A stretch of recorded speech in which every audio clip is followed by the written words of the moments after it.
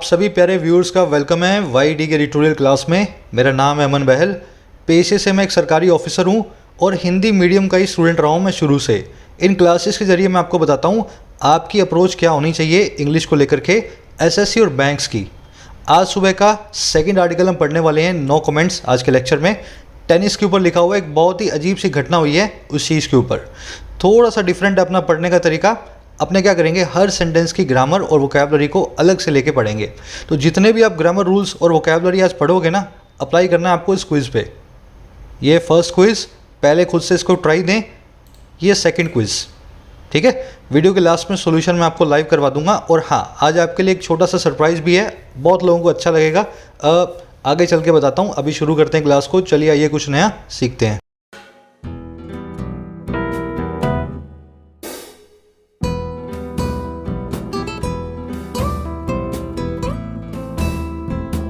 कह रहे no comments on post match conferences. No comments तो आप जानते ही हैं, कोई बात नहीं होगी, कोई कमेंट नहीं होगा, है ना। और बात हो रही है पोस्ट मैच कॉन्फ्रेंसेस की, ऐसी कॉन्फ्रेंस की जो मैच के बाद में होती है। देखिए, पोस्ट मैच मतलब मैच के बाद, प्री मैच मतलब मैच से पहले। तो प्री और पोस्ट को आप ऐसे यूज़ करें। अब देखो पूरा माजरा क्या है, कौन कमेंट्स नहीं कर रहा, कौन सा मैच है, किसकी कॉन्फ्रेंस है, ये हमें पता लगेगा इसके टाइटल पैराग्राफ से। बहुत ही अजीब सी घटना है, ध्यान से सुनना। Some questions at post-match conferences are insensitive, but a player boycott is no solution। कह रहा कुछ क्वेश्चंस जो है ना, कुछ सवाल जो हैं पोस्ट मैच कॉन्फ्रेंसेज में वो इनसेंसिटिव होते हैं, असंवेदनशील होते हैं। जर्नलिस्ट लोग जो हैं उल्टे सीधे सवाल जो है प्लेयर से पूछ लेते हैं, प्लेयर हर्ट हो जाता है। तो कह रहा कुछ ऐसे सवाल होते हैं। कह रहा लेकिन एक प्लेयर का बॉयकॉट कर देना इस कॉन्फ्रेंस को पूरी तरह से ये कोई सोल्यूशन नहीं है, अपने आप में कोई हल नहीं है। तो जर्नलिस्ट तो होते ही हैं इस तरह के, है ना, उल्टे सीधे सवाल करने वाले। लेकिन आपको उनको टैकल करना आना चाहिए, ना कि आप पूरी कॉन्फ्रेंस को ही बॉयकॉट कर दो, बोल दो मैं तो बैठूंगा ही नहीं या बैठूंगी नहीं। समझ गए। सॉल्यूशन क्वेश्चंस की वर्ब है आर, बॉयकॉट की वर्ब है इज, सब्जेक्ट वर्ब मिलेगा आपको ब्लू और पिंक कलर में। ध्यान से सुनना, अगर आपको आदत पड़ गई, आपके दिमाग को आदत पड़ गई सब्जेक्ट और वर्ब को आइडेंटिफाई करने की, इंग्लिश रातों रात आपका गेम बदल देगी, इंग्लिश का गेम बदल जाएगा आपका, है ना। तो इस आदत को डालें। हर सेंटेंस का सब्जेक्ट और वर्ब मैंने मार्क किया हुआ है, इसको आप ध्यान से समझें, है ना। इनसेंसिटिव आप जानते हैं, जो सेंसिटिव ना हो, संवेदनशील ना हो। अब मैं आपको एक समरी दूंगा, किस बारे में लिखा हुआ आपको पता लगे, लेकिन उससे पहले आपका सरप्राइज़। देखो, सरप्राइज़ ये है कि आप में से बहुत लोगों की डिमांड है, सर हमें वोकैब के लिए अलग से कुछ करवाओ, है ना। तो क्या करवा रहा हूँ मैं आपको, अपने आज से एक नया जो है ना सिस्टम बिठा रहे हैं ड्यूरिंग द आर्टिकल्स ही। मैं आपको वोकैब के 5 वर्ड्स, किसी भी आर्टिकल को जो मैं पढ़ाऊंगा उसके 5 वर्ड्स को अलग करके नोट्स के साथ समझा दूंगा। तो ये 5-5 वर्ड्स आपके नोट्स में इकट्ठे होते जाएंगे। अलग से मैंने एक शीट ले ली है, आप देख पा रहे होंगे, ठीक है। तो ये एक्सेल शीट है, आप भी इसको डाउनलोड कर लेना, मैं भी कमेंट्स में डालूंगा इसका लिंक। और 5-5 वर्ड्स जो है इसमें इकट्ठे होते जाएंगे। रोज़ 5 वर्ड्स मैं आपको ढंग से समझाऊंगा ना, सेंटेंस बना करके, मीनिंग के साथ, सिनोनिम, एंटोनिम। तो धीरे धीरे आपकी वोकैब थोड़ी स्ट्रॉन्ग होगी। लेकिन करना ये है, आपको सीखने के बाद इसको रिवाइज़ करना है। हर 10वें 12वें दिन आप पूरी शीट को रिवाइज़ करेंगे और रेगुलरली क्लासेस को लेते रहेंगे। चलिए, आज के 5 वर्ड्स हैं हमारे पास, जक्सटेपोज, पेटुलेंट, इंपल्सिव, न्यूएंस और डिफिडेंस। सबसे इंपॉर्टेंट वर्ड्स हैं इस पूरे आर्टिकल के। जक्सटेपोज एक सिंपल सा ही वर्ड है, बहुत बार आपने देखा होगा, एक वर्ब होती है। इसका मतलब होता है दो चीज़ों को आजू बाजू में रख देना और फिर उनका कंपैरिजन करना। जैसे एक ब्लैक एंड वाइट फोटो ली, एक कलर्ड फोटो ली, आजू बाजू में रखा और फिर कंपेयर किया, देखो किस में कौन ज़्यादा सुंदर लग रही है ना। I always juxtapose my past and present to see my progress. मैं हमेशा अपने पास्ट और प्रेजेंट को जक्सटेपोज करता हूँ, आजू बाजू में रखता हूँ अपने दिमाग में, और अपनी प्रोग्रेस को देखता हूँ, कितना मैंने प्रोग्रेस किया, है ना। पास्ट को सोचता हूँ, फिर प्रेजेंट को सोचता हूँ, तो मुझे पता लग जाता है ज़िंदगी में कितना आगे मैं बढ़ा हूँ। तो ये होता है जक्सटेपोज नाम की वर्ब का मतलब। दूसरा वर्ड है पेटुलेंट, ये एक एडजेक्टिव है। इसका मतलब है खींचा हुआ। अचानक से कोई आदमी खींच जाता है ना, बड़ी जल्दी खींच जाता है, उसको कहते हैं petulant. The professor became petulant and left the lecture. Professor साहब अचानक से खींच गए और लेक्चर को बीच में छोड़ दिया, है ना, क्लास से बाहर चले गए। तो पेटुलेंट का मतलब है ईजिली इरिटेटेड। इसको टची भी बोलते हैं और मूडी भी बोलते हैं, है ना। तीसरा इंपल्सिव। इंपल्सिव एक एडजेक्टिव है, इसका मतलब है अनप्लान्ड। आप बाजार में गए थे लेने कुछ और अचानक से आपके दिमाग में आ गया ये लूँगा, सब्जी लेने गए थे और टीवी ले आए। समझे मेरी बात को। ये इंपल्सिव डिसीजन है आपकी ज़िंदगी का, आपने अनप्लान्ड किसी काम को किया है, दैट इज कॉल्ड इम्पल्सिव, आपकी इम्पल्स के सहारे। तो impulsive decisions can make you regret later. ज़िंदगी में अचानक से किए हुए डिसीजंस, इम्पल्सिव डिसीजंस आपको बाद में पछतावा करने पे मजबूर कर सकते हैं, है ना। इम्पल्सिव का मतलब होता है ये। सिनोनिम है इसके ऑफ हैंड, सडन और स्पॉन्टेनियस। एंटोनिम है इसका जो चीज़ प्लान्ड हो, प्री मेडिटेटेड हो, डेलिबरेट हो, है ना, इसका एंटोनिम बन जाएगा इम्पल्सिव का। नेक्स्ट वर्ड है अपना न्यूआंस, एक नाउन है। इसका मतलब होता है बारीकी, subtle difference. A good teacher should know the nuances of his subject. एक अच्छे टीचर को अपने सब्जेक्ट की बारीकियां पता होनी चाहिए, है ना। टीचर तो आजकल सभी बन रहे हैं यूट्यूब पे, लेकिन टीचर वही है जो अपने सब्जेक्ट की बारीकियां भी जानता है। इसका सिनोनिम है सटैलिटी। लास्ट वर्ड है अपना डिफिडेंस। डिफिडेंस एक नाउन है। देखो, डिफिडेंस का मतलब होता है लैक ऑफ सेल्फ कॉन्फिडेंस। जब आप में आत्मविश्वास की कमी होती है ना, उस कमी को बोलते हैं diffidence. Diffidence in taking the required action can spoil your life. अगर आपको रिक्वायर्ड एक्शन को लेना है और आप नहीं ले पा रहे हो, उसमें हेजिटेशन दिखा रहे हो, डिफिडेंस दिखा रहे हो, है ना, तो ये आपकी ज़िंदगी को स्पॉइल कर सकता है। रिक्वायर्ड एक्शन को लें कॉन्फिडेंस के साथ, नहीं लेते हैं तो ज़िंदगी बेकार है। हेजिटेशन और रिलक्टेंस इसके हो गए सिनोनिम। ये पीडीएफ अपने रोज़ अपडेट करते जाएंगे। अपडेटेड लिंक आपको मिलता जाएगा कमेंट सेक्शन में। अभी कमेंट्स में जाओ, इस पीडीएफ को डाउनलोड कर लो, आज वाली आपको वहाँ मिल जाएगी। चलिए शुरू करें। अब मैं आपको एक समरी दे देता हूँ किस बारे में लिखा हो, आपको पता लगे। लेकिन उससे पहले मैं ऐड करना चाहूँगा, अगर आप किसी ऐसे एग्जाम की प्रिपरेशन कर रहे हो जहाँ पे करंट अफेयर्स का बहुत बड़ा सिलेक्शन में रोल है, जैसे कि बैंक की, यूपीएससी की, स्टेट पीएससी की, तो मैं आप सभी को सजेस्ट करूँगा एक all in one source for current affairs, careers cloud app. यहाँ पे इनकी एक टीम है एक्सपीरियंस टीचर्स की, जो दिन भर के सारे करंट अफेयर्स को इकट्ठा करके आपको दे देते हैं एक पीडीएफ शाम में। हिंदी और इंग्लिश दोनों ही भाषाओं के अंदर ये पीडीएफ आपको मिलेगी। साथ में मिलेंगे आपको 2 क्विज हर रोज, ताकि इस पीडीएफ में जो आप सीखो उस क्विज पे आप अप्लाई करके अपना लेवल चेक करो अपनी। अब इसी पीडीएफ को जो डेली वाली है ये वीकली और मंथली में भी बना देते हैं, बड़े बड़े मोटे मोटे करंट अफेयर्स के जो पॉइंट्स है उनको लेकर के। इस तरह से पिछले 6 महीने का सारा करंट अफेयर्स ऐप अवेलेबल है, हिंदी और इंग्लिश दोनों लैंग्वेजेस में, क्विजेस के साथ।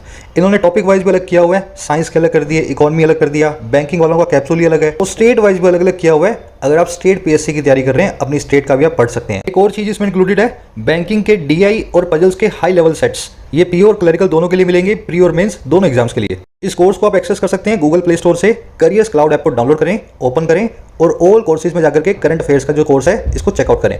अगर आप इसको बाय करना चाहते हैं तो 499 का कोर्स है, YET10 आप कूपन कोड लगाएं और गोल्ड कॉइंस को यूज करें, 401 रुपीज में मिलेगा। ऐप का लिंक मिलेगा आपको कमेंट सेक्शन में। चलिए मैं आपको समरी दे देता हूँ। देखो, नाओमी ओसाका नाम की एक जापान की टेनिस प्लेयर हैं जिन्होंने पूरी दुनिया में धूम मचा दी है 23 साल की उम्र में। 4 ग्रैंड स्लैम टाइटल्स इनके पास हैं, है ना। बहुत ही ब्राइट प्लेयर हैं छोटी सी एज के अंदर। लेकिन इनकी ज़िंदगी का एक दूसरा पहलू भी है, वो ये है कि ये बहुत डिप्रेशन से सफ़र करती हैं और कभी भी किसी जर्नलिस्ट से बात नहीं करती हैं, प्रेस कॉन्फ्रेंस में कभी आती नहीं है। और रिसेंट में इन्होंने रोलैंड गैरोस यानी कि फ्रेंच ओपन जो चल रहा है उसकी प्रेस कॉन्फ्रेंस में ना आने का अपना प्लान पहले से बता दिया। अब फ्रेंच ओपन की जो अथॉरिटीज़ हैं वो बड़ी गुस्सा है इनसे। आज सुबह सुबह न्यूज़ हमें ये मिली है कि नाओमी ओसाका को इससे पहले कि इस टूर्नामेंट से बाहर निकाला जाता, इन्होंने खुद ही अपना नाम विड्रॉ कर लिया। तो इनके साथ बड़ी कंट्रोवर्सी है, कभी भी किसी जर्नलिस्ट से बात नहीं करेंगी। हमारा आर्टिकल क्या कह रहा है? कह रहा है इनका कहना बिल्कुल सही है, जर्नलिस्ट लोग जो हैं उल्टी सीधी बातें पूछ लेते हैं, लेकिन उनको बॉयकॉट नहीं किया जा सकता, क्योंकि प्रेस कॉन्फ्रेंसेस जो हैं वो खेल का ही एक पार्ट है ना। आधा फन होता है प्रेस कॉन्फ्रेंस में, आधा फन होता है जो है गेम के अंदर। अगर ये ऐसा करेंगी तो दूसरे प्लेयर्स भी ऐसा करेंगे और पूरा का पूरा टेनिस प्लेयर जो गेम है वही खराब हो जाएगा।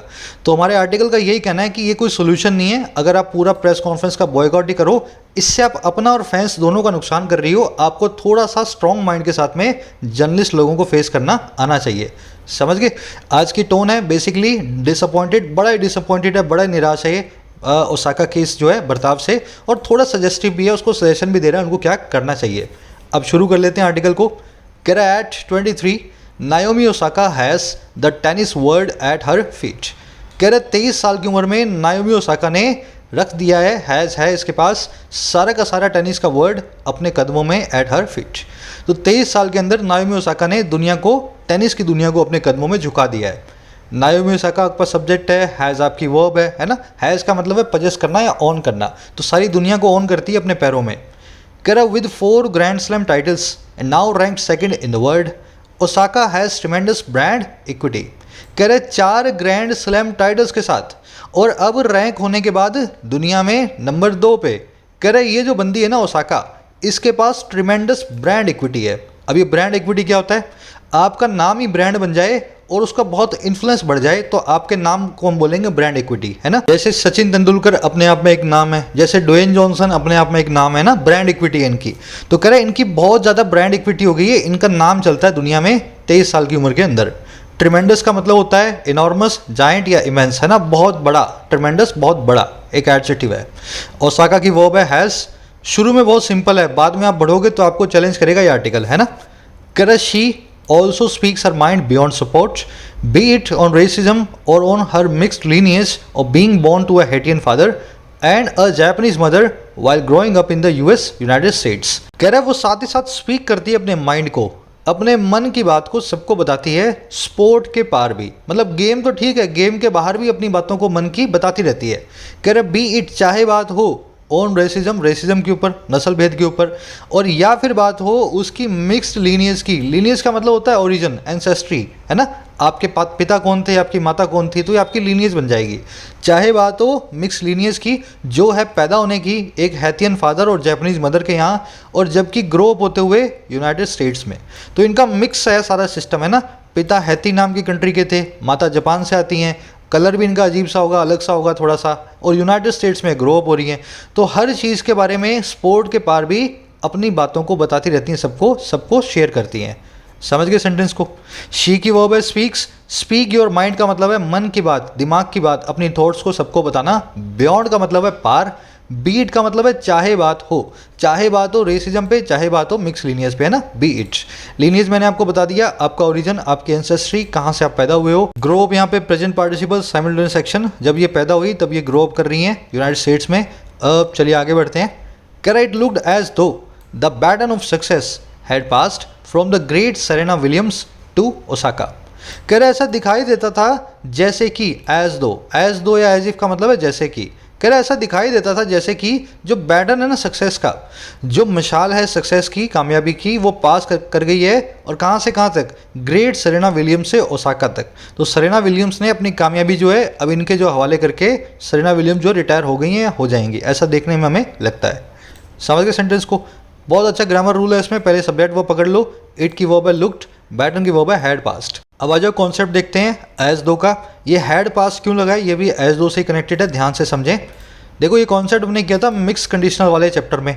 एज दो और एज इफ दोनों का मतलब एक ही है, और हिंदी बोलते हैं जैसे कि।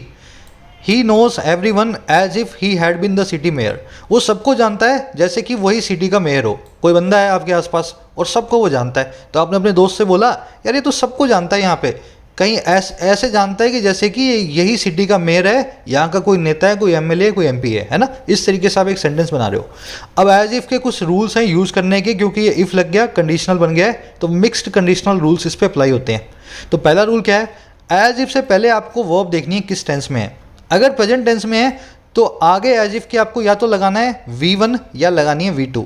V1 लगाओगे तब जब रियल पॉसिबिलिटी हो, V2 लगाओगे तब जब अनरियल पॉसिबिलिटी हो। यहाँ पे लगा हुआ है as if he had been, ये तो बन गया पास्ट परफेक्ट। तो मुझे क्या करना है, या तो ही के हिसाब से लगाओ इज या लगाओ वर। याद रखना वर ही आएगा यहाँ पे। कंडीशनल के अंदर पास की पॉसिबिलिटी के लिए, अनरियल पास के लिए हमेशा हम वर को यूज़ करते हैं, वर्ब्स को यूज़ नहीं करते हैं, है ना। अगर मैं ऐसा बोलूँ ना, he knows everyone as if he is the city mayor, इसका मतलब है, अगर मैं इज को लगाऊं, इसका मतलब है वो वास्तव में सिटी का मेयर है ना। बड़े अच्छे कपड़े पहने उसने और बहुत फ्यूचर पॉसिबिलिटी है, रियल पॉसिबिलिटी कि यही सिटी का मेयर होगा, है ना।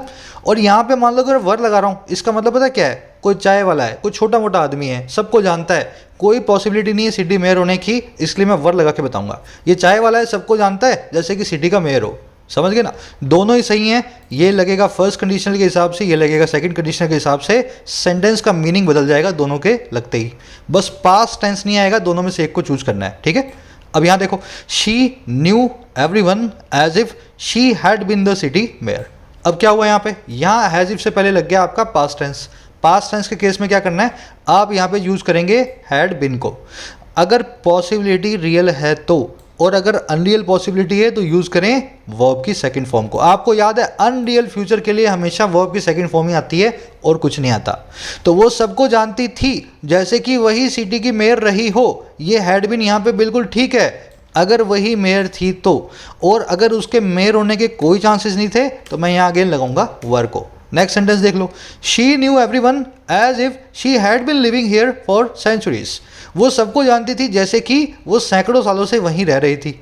अब इस केस में देखते ही पता लग गया अनरियल फ्यूचर की बात हो रही है, अनरियल पॉसिबिलिटी की बात हो रही है, कोई सैकड़ों साल तो रह नहीं सकता।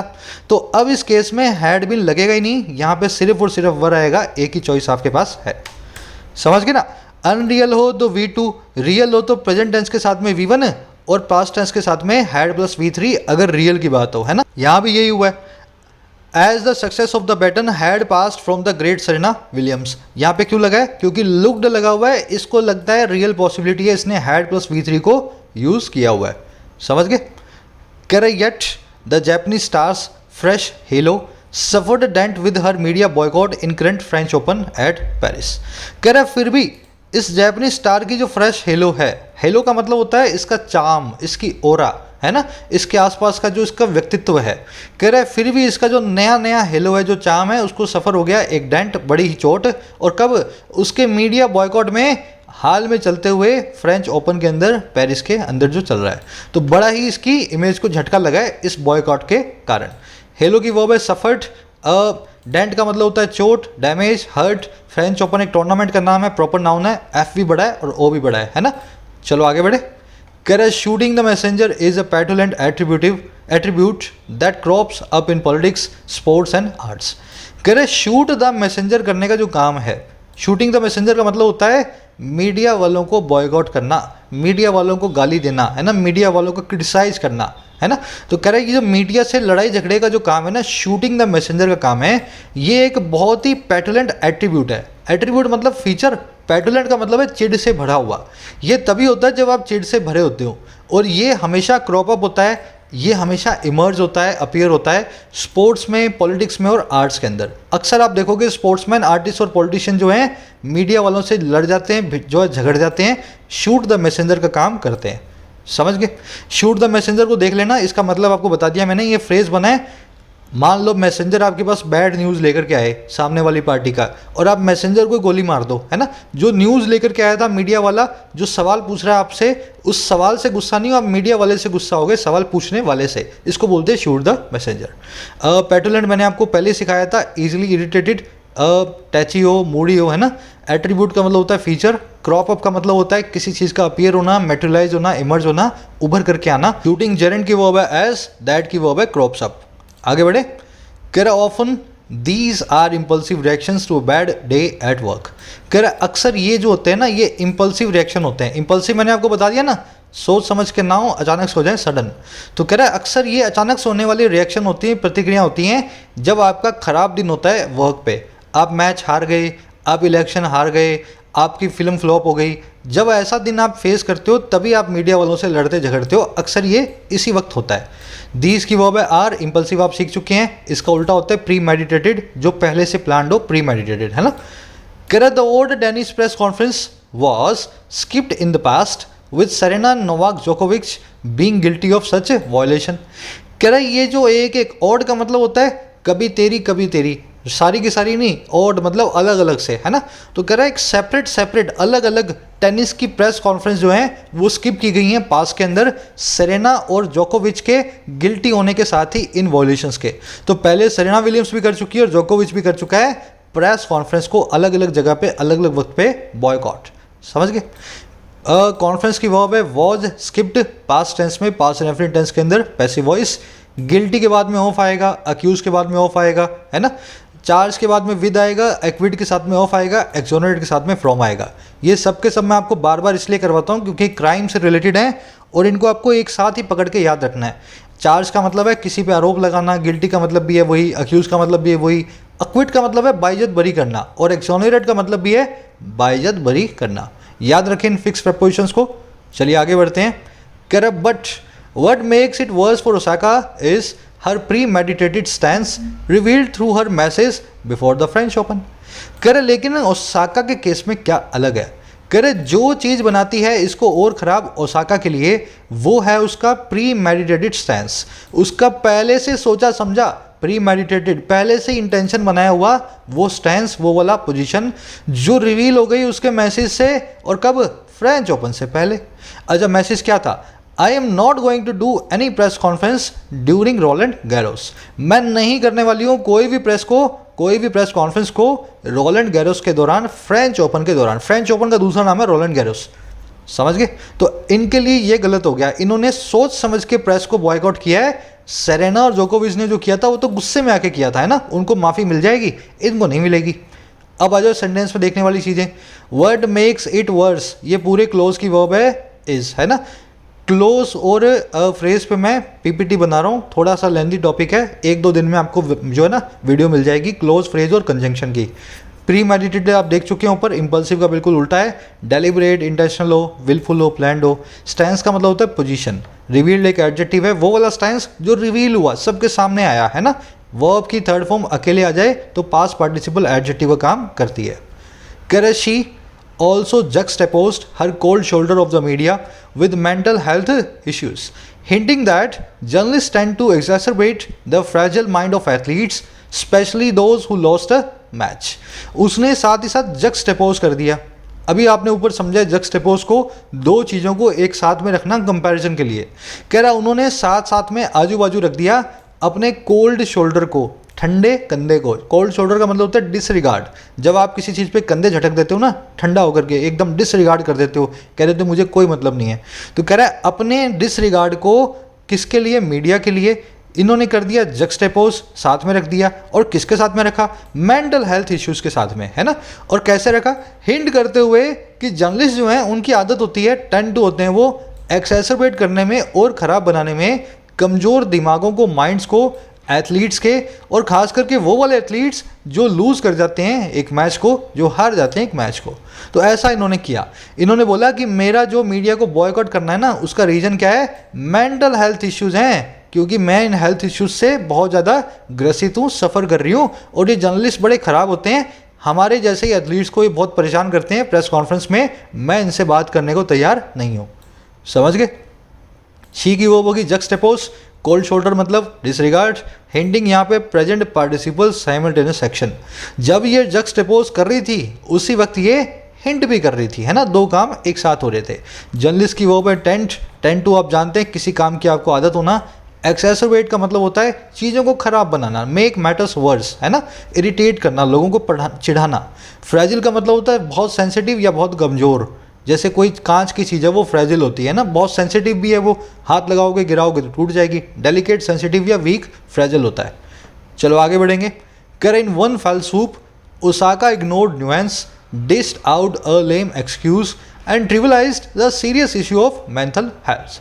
कह रहा है एक फेल सूप में, ये फेल सूप एक ईडियम होती है, इसको मैं आपको ईडियम वाली जो ना वीडियो में बताऊंगा कैसे बनी है। इसका मतलब होता है एक ही झटके में, फेल सूप मतलब एक ही झटके में। तो कह रहे एक ही झटके में ओसाका ने इग्नोर कर दिया न्यूएंस को, ओसाका ने सारी बारीकियों को इग्नोर कर दिया। कितनी बारीकियां होती हैं प्रेस कॉन्फ्रेंस के अंदर, है ना, उन सबको इसने इग्नोर कर दिया। और इसी ओसाका ने डिश आउट कर दिया, डिलीवर कर दिया, दे दिया एक बहुत ही ख़राब से एक्सक्यूज़ को, बड़े कमज़ोर से एक बहाने को। और इसी ओसाका ने ट्रिवलाइज कर दिया, छोटा मोटा बना दिया, इनसिग्निफिकेंट बना दिया एक बहुत ही सीरियस इश्यू को जो है मेंटल हेल्थ का। तो इस काम को करके ना एक ही झटके में ओसाका ने प्रेस कॉन्फ्रेंस में कितनी बारीकियां होती हैं वो सब चीज़ों को भुला दिया, है ना, बहुत ही ख़राब सा एक एक्सक्यूज़ दे दिया, और मेंटल हेल्थ के इशू को छोटा मोटा बता दिया, है ना, जैसे हर आदमी को होता है। ये बहुत ही सीरियस होता है, सबको नहीं होता है मेंटल हेल्थ का इशू। छोटी सी बात पे ही मेंटल हेल्थ इशू का नाम ले लेना, तो जो लोग मेंटल हेल्थ इशूज से सफ़र कर रहे हैं उन लोगों का मजाक बनाना है, क्योंकि ये बहुत सीरियस होता है, इसको आप सिमिलरली छोटी मोटी बातों के अंदर इन्वॉल्व नहीं कर सकते, है ना। चलो अब आ जाओ देखने वाली चीज़ें। फेल सूप बता दिया एक झटके में। ओसाका की 3 वर्ब्स हैं, पहले इग्नोर्ड, दूसरी डिश आउट, तीसरी ट्रिविलाइज। डिश आउट मतलब देना, हैंड आउट करना, प्रोवाइड करना। ट्रिविलाइज करना मतलब किसी चीज़ को छोटा बताना, है ना। लेम मतलब बिल्कुल ही जो वीक होता है, फीबल होता है ना, कमज़ोर सा। न्यूएंस आपको समझाया मैंने, बारीकी को बोलते हैं न्यूएंस। बढ़े आगे। कह रहा है in a universe where athletes prefer social media post over media interactions, the official press conference is the last remaining avenue for probing questions that elicit insightful answers। कह रहा है एक ऐसे यूनिवर्स में, एक ऐसी दुनिया में जहां एथलीट्स प्रीफर करते हैं सोशल मीडिया पोस्ट को, और किसके ऊपर प्रीफर करते हैं? मीडिया इंटरेक्शन के ऊपर, है ना। कह रहा है ऐसी एक टेनिस की दुनिया में जो ऑफिशियल प्रेस कॉन्फ्रेंस है ना, वो लास्ट रिमेनिंग एवेन्यू है, वो आखिरी बचा हुआ रास्ता है। रेवेन्यू मतलब रास्ता। और किसके लिए? प्रोब करने के लिए, क्वेश्चंस को इन्वेस्टिगेट करने के लिए, उन सवालों को जो कि एलिसिट करते हैं, जो कि निकाल करके लाते हैं ऐसे आंसर्स को जो इंसाइटफुल हो, जो फुल ऑफ इंसाइट हो, इंटेलिजेंट हो, जिनमें कुछ बात हो, कुछ सेंसिटिविटी हो। समझे ना?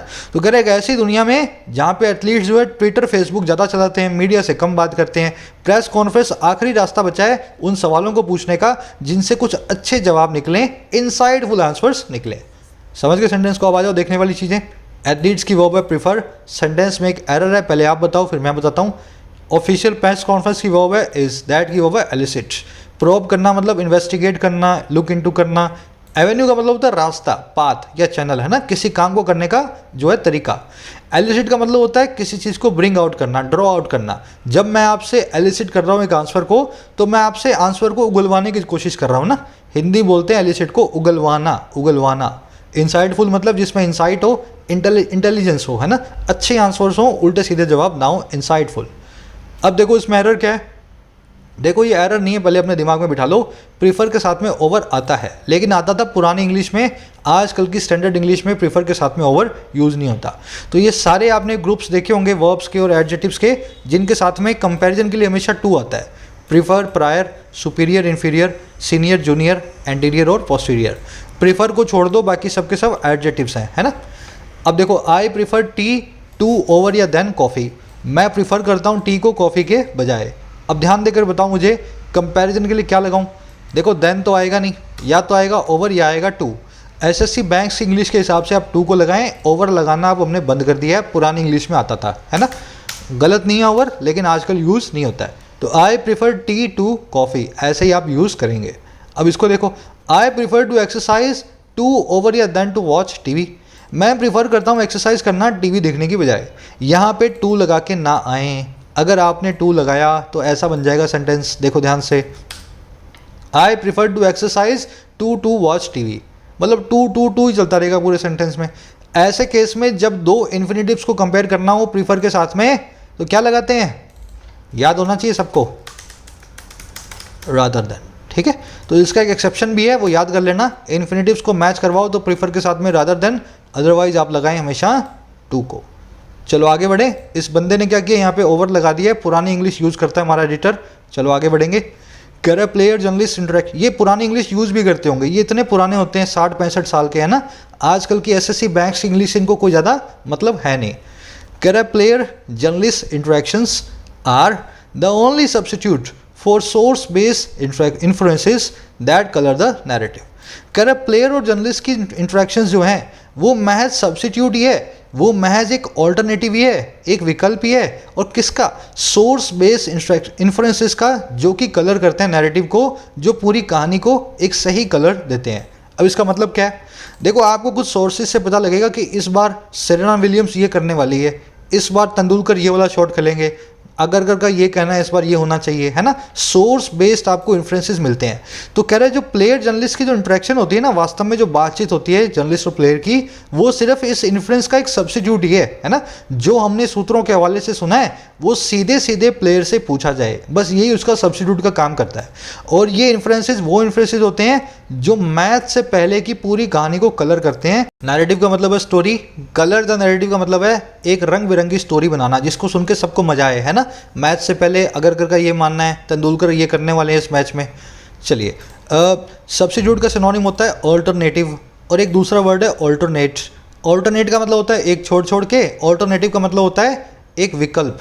अ solar eclipse takes place on alternate या ऑल्टरनेटिव सेंचुरीज। एक सूर्य ग्रहण जो है वो टेक प्लेस करता है सेंचुरीज में जो ऑल्टरनेट हो या ऑल्टरनेटिव हो, एक छोड़ के सेंचुरी में। पहली सेंचुरी में हुआ, फिर दूसरी में नहीं हुआ, फिर तीसरी में हुआ, फिर चौथी में नहीं हुआ। तो सही वर्ड है यहाँ पे ऑल्टरनेट सेंचुरीज। समझ गए ना, दोनों अलग वर्ड्स हैं, इनको मिक्स मत करना। वैसे ही we resorted to our alternate या ऑल्टरनेटिव प्लान, हमने सहारा लिया अपना वैकल्पिक प्लान का, ऑप्शनल प्लान का, है ना। तो यहाँ पे ऑल्टरनेट प्लान नहीं, छोड़ के प्लान नहीं, वैकल्पिक प्लान, ऑल्टरनेटिव प्लान, दोनों वर्ड्स अलग हैं। चलो आगे बढ़ते हैं। Correct closer home, MS Dhoni revealed his international retirement through Instagram and lapse into silence. कह रहा अगर घर की बात करें, क्लोजर होम, यहाँ घर पे क्या हुआ, जो एम एस धोनी है उसने रिवील कर दिया अपनी इंटरनेशनल रिटायरमेंट को इंस्टाग्राम के थ्रू, और फिर लैप्स कर गए, गोता मार गए एक साइलेंस में, बिल्कुल चुप्पी के अंदर। तो बिल्कुल चुप थे, अचानक से इंस्टाग्राम पे आए, बताया कि मैं संन्यास ले रहा हूँ, और फिर से साइलेंस में चले गए, फिर से उन्होंने मीडिया से कोई बात बीच में की ही नहीं। समझ गए ना। धोनी की दो वर्ब्स हैं, रिवील्ड और लैप्स्ड। लैप्स का मतलब होता है fall back into state.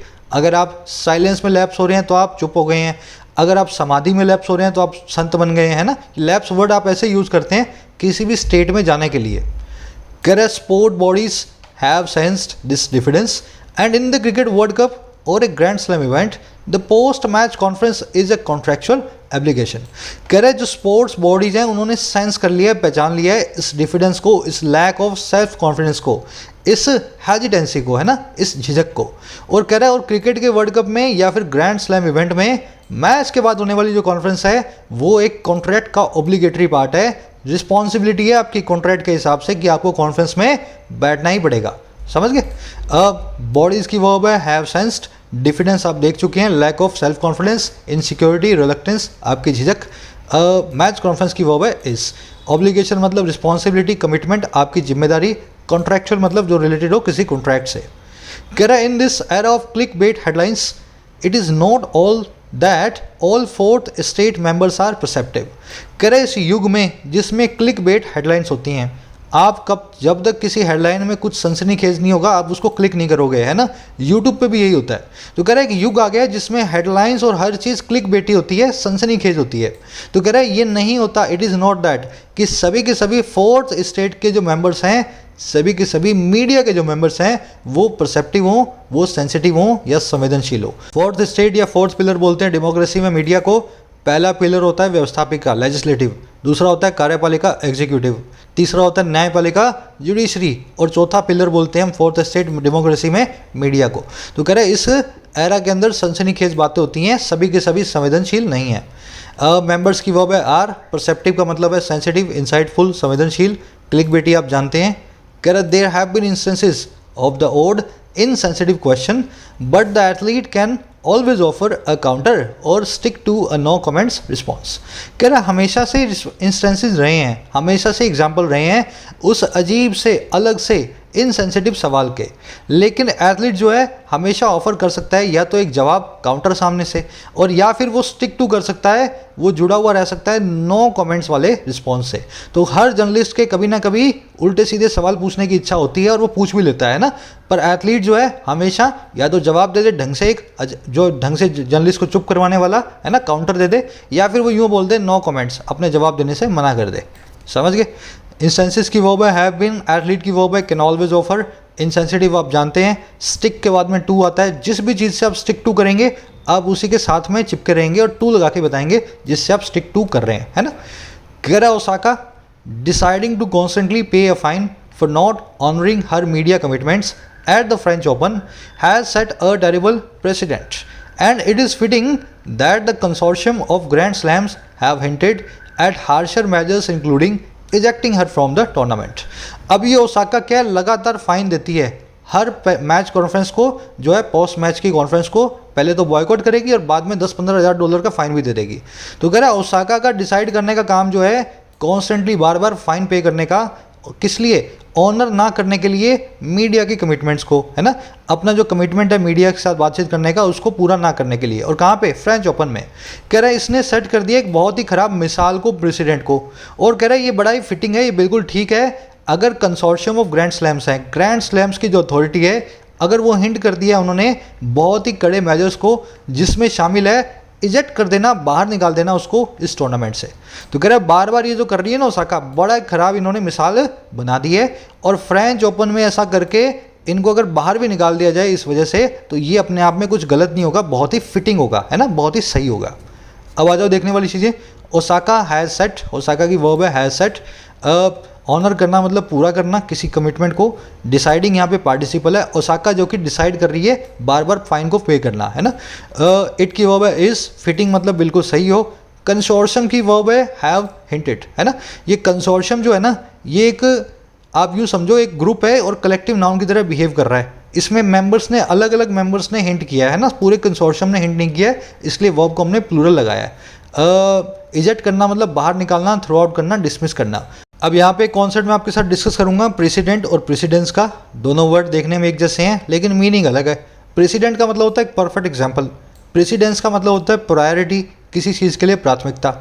Setting a bad precedence या precedent, the organisers of the show accorded no precedence या precedent to the safety of the audience. Set करते हुए खराब मिसाल को इस शो के ऑर्गेनाइजर्स ने अकॉर्ड किया, दिया, किसी भी प्रेफरेंस को नहीं, ऑडियंस की सेफ्टी को, है ना, खराब मिसाल बना दी, ऑडियंस की सेफ्टी को कोई भी प्रेफरेंस नहीं दी। अब देखो मिसाल सेट की है तो इसके लिए यूज़ कर देता हूँ यहाँ पे किसको, प्रेसिडेंट को, और इन्होंने कोई प्रेफरेंस नहीं दी ऑडियंस की सेफ्टी को, तो यहाँ पे यूज़ कर देता हूँ प्रेसिडेंस को। समझ गए ना, दोनों वर्ड्स हैं, अलग अलग यूज़ होंगे, एक बार सीख लो, कभी भी गलत तरीके से यूज़ नहीं करोगे। चलो आगे बढ़ते हैं। कह रहा besides excellence on the turf commerce of the field equally drives sport. कह रहा है साथ ही साथ एक्सीलेंस के, और कहाँ पे, पिच पे, मैदान पे, टर्फ पे।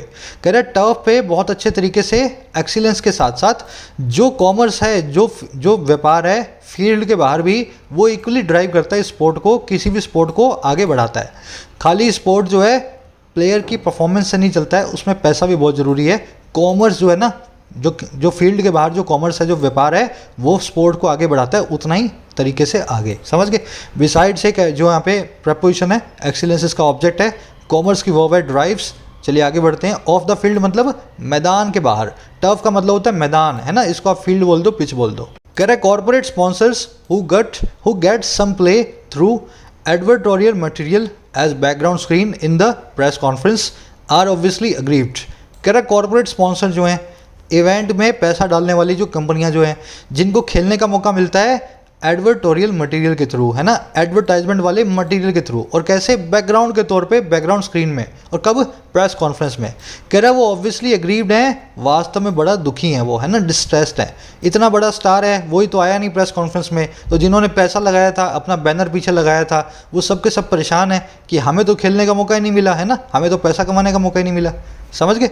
तो स्पॉन्सर्स की वर्ब है आर, अग्रीड मतलब दुखी, डिस्ट्रेस्ड, डिस्टर्ब्ड, हु की वर्ब है गेट। एडवर्टोरियल मतलब रिलेटेड टू एडवर्टीजमेंट्स, जो है एडवर्टीजमेंट से जुड़ा हुआ। कह रहे legends such as Rafael Nadal have also spoken about how sport evolves through the symbiosis between athletes and the media. कह रहे लेजेंड्स जो हैं राफेल नडाल जैसे, उन्होंने भी स्पोक अबाउट किया है, उन्होंने भी बात की है कैसे स्पोर्ट इवॉल्व करता है, कैसे गेम डेवलप करता है, और किसके जरिए, सिम्बायोसिस के जरिए, एक सिनर्जी के जरिए, कोऑपरेशन के जरिए, और किस किस के बीच, एथलीट के बीच में और मीडिया के बीच में। तो नडाल का भी यही कहना है, मीडिया और एथलीट दोनों के मिले जुले होने से ही स्पोर्ट आगे बढ़ता है, अकेले ना एथलीट बढ़ाएगा ना मीडिया बढ़ाएगा। लेजेंड्स की वर्ब है हैव ऑल्सो स्पोकन। देखो लेजेंड्स है बहुत सारे हैं, नडाल एक ही है ना, ये सच एज प्रेपोजिशन का ऑब्जेक्ट है, सब्जेक्ट आपका लेजेंड्स ही है, इसलिए वर्ब प्लूरल है। स्पोर्ट की वर्ब है इवॉल्व्स, हाउ के बाद में इन्वर्जन नहीं होगा, अगर how, why, when, where sentence के बीच में आ जाए, है ना। सिम्बायोसिस का मतलब होता है कोऑपरेशन, एनर्जी, म्यूचुअल रिलेशन, है ना, सिनर्जी, आपस का जो है तालमेल। कह रहा it is a pity that Osaka has suddenly turn blind eye to this reality. कह रहा ये पीटी है, ये अपने आप में एक सैड बात है, बहुत ही शर्म भरी बात है कि ओसाका ने अचानक से एक टर्न कर लिया ब्लाइंड आई टू। ओसाका ने अचानक से डिसाइड कर लिया इग्नोर करने का इस रियलिटी को, इस हकीकत को। ओसाका इस हकीकत को मानने को तैयार नहीं है। Turn a bad blind eye to और turn a deaf ear to, दोनों के बाद में टू आएगा। जब आप turn a blind eye to something करते हैं तो आप किसी चीज़ को इग्नोर करते हैं, और जब आप turn a deaf ear to something करते हैं आप किसी चीज़ को सुनने से मना कर देते हैं, है ना। मैं आपको बोल रहा हूँ धीमे गाड़ी चलाओ, लेकिन आप क्या कर रहे हो, turn a deaf ear to me कर रहे हो, गाड़ी को तेज़ी चला रहे हो। समझ गए ना, यहाँ पे इग्नोर करना और यहाँ पे किसी की बात को सुनने से मना कर देना। चलिए थोड़ा सा आज का मुश्किल था, फटाफट से बढ़ते हैं अपने क्विज़ की तरफ। ज़्यादा मुश्किल है नहीं है, अगर आपने सही तरीके से सही अप्रोच से इसको पढ़ने की कोशिश की है तो। चलो ये थोड़ा मुश्किल है। ग्रामेटिकली करेक्ट और मीनिंगफुल सेंटेंस को आपको चूज करना है। The government preferred to maintain silence to give its clarification as if the lives lost in the pandemic had meant nothing. Government ने प्रीफर किया कि वो साइलेंस को मेंटेन करे, चुप्पी को बनाए रखे, बजाय और किस चीज़ के, अपनी सफाई देने के। जैसे कि जिन लोगों की मौतें हुई हैं, जिन लोगों की ज़िंदगियां खोई गई हैं इस पैंडमिक में, उनका कोई मीनिंग था ही नहीं, हैड मेंट नथिंग। समझ गए? सेंटेंस को अपने को सही करना है, चारों में से सही वाले को चूज करना है। तो पहला कॉन्सेप्ट कौन सा लगा भाई? एज इफ का। और दूसरा कॉन्सेप्ट कौन सा लगा? यहाँ पे लगा प्रीफर का, प्रीफर नाम की वर्ब का। तो प्रीफर के बाद में क्या आता है? टू आता है या रादर देन आता है? अगर प्रीफर के बाद में दो इन्फिनेटिव्स को कंपेयर करवाया जाए, दो इन्फिनेटिव्स को कंपेयर करवाया जाए, टू मेंटेन और टू गिव, ठीक है ना, तब आप क्या लगाते हैं? तब आप लगाते हैं बीच में क्या लगाते हैं आप? बीच में लगाते हैं रादर देन को। तो प्रीफर के बाद में दो इन्फिनेटिव आए हैं ना, तो यहाँ पे मैं क्या लगाऊंगा? टू की जगह रादर देन। रादर देन के बाद में जो दूसरा टू है, ये अपने आप बीच में लिखने की जरूरत नहीं है, पहले आ चुका है ना। The government prefer to maintain silence rather than to give its clarification. अब देखो रादर देन कहाँ कहाँ पे आ रहा है? एक तो आ रहा है रादर देन, यहाँ नहीं आ रहा, यहाँ आ रहा है रादर देन, यहाँ आ रहा है। एक तो ये आपका आंसर हो सकता है, एक ये आपका आंसर हो सकता है ना, ये आपका आंसर हो सकता है। ये आपका आंसर नहीं है, ये आपका आंसर नहीं है। अब इन दोनों में देखेंगे एज इफ को कैसे यूज़ किया गया है। देखो एज इफ के बाद में आपको चूज करना है पहले वाली वर्ब को देख करके। अगर पहले वाली वर्ब पास्ट में है तो बाद में या तो आएगा वर्ब की सेकंड फॉर्म अनरियल फ्यूचर के लिए, अनरियल चीज़ों के लिए, और या फिर हैड प्लस V3 आएगी अगर आपका जो है कंडीशन बिल्कुल रियल है। अब ये बताओ, लोगों की ज़िंदगियाँ कुछ मीन करती हैं या नहीं करती? ये बात रियल है या अनरियल है? अरे बिल्कुल अनरियल है। लोगों की ज़िंदगियाँ तो बहुत मीन करती हैं, जिनकी जानें इस पैंडेमिक में खोई हैं, है ना। तो हैड मेंट लगाने का यहाँ पे कोई मीनिंग नहीं है, हैड मेंट से ही रियल हो जाएगा, ये गलत हो जाएगा। हमें यूज़ करना चाहिए मेंट नथिंग वर्ब की सेकंड फॉर्म अनरियल के लिए। समझ गए ना? थोड़ा मुश्किल है, लेकिन दोनों कॉन्सेप्ट्स को आप मिलाओगे इजीली आप समझ पाओगे। यहाँ पे प्रीफर के बाद में रादर देन और यहाँ पे एज इफ के बाद में V2, क्योंकि लोगों की ज़िंदगियाँ वास्तव में मैटर करती हैं। चलिए अब ये आपका क्विज है क्लोज टेस्ट का, सब लोग इसको ट्राई दें।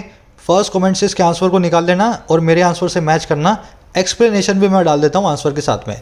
अपना स्कोर मुझे ज़रूर से बताएं। फर्स्ट कमेंट में आपको लिंक मिलेगा PDF का, जो हमारे वोकैब के नोट्स हैं, PDF को भी डाउनलोड कर लेना। मिलूंगा कल से। Until then signing out. Video को एक लाइक और एक शेयर जरूर देना। चलिए।